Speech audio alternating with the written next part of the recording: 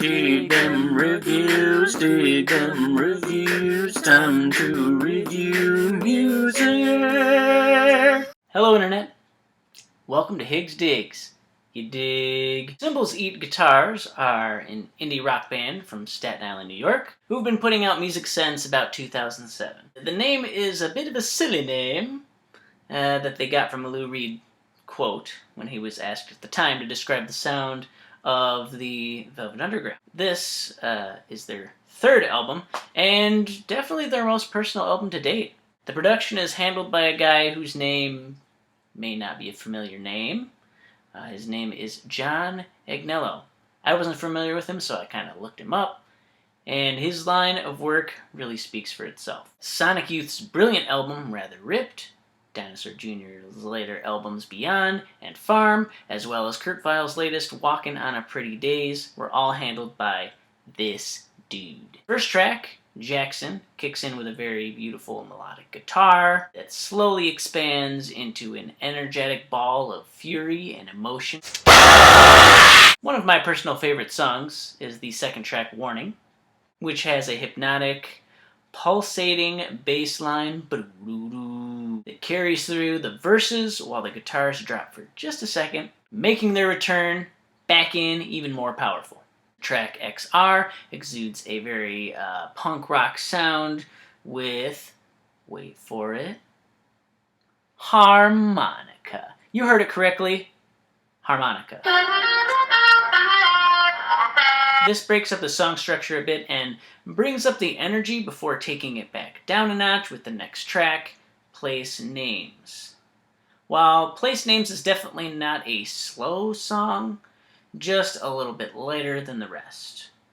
The song ends with a lot of freak-out guitar pedal work, which really works nicely to finish out this track.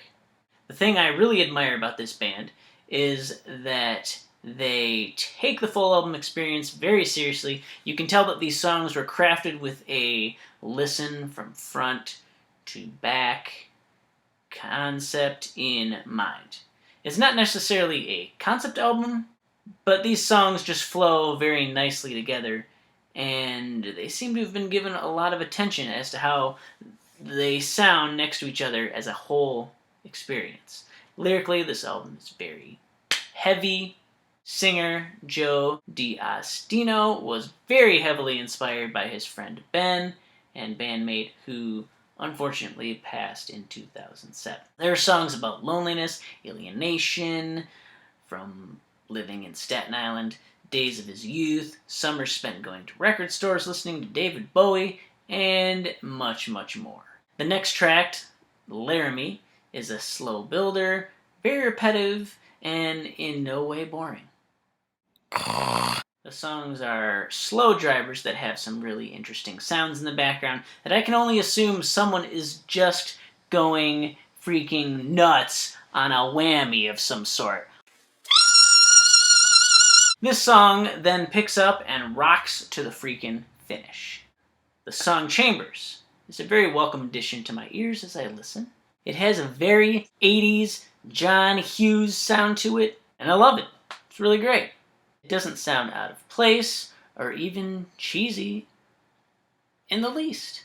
The last track, Two Hip Soul, is the perfect closer with its start and stop instrumentation and is a great cool-off track that then finishes strong with very emotive singing, and the final seconds close out the album with some very pretty piano. Mwah!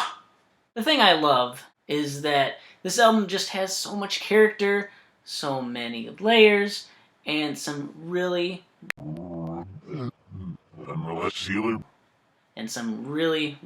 stellar melodies. The songwriting is strong, the performances are very high energy, and you can tell that the band is stretching their strengths ever so slightly to give these songs kind of a natural feel, natural glow to them.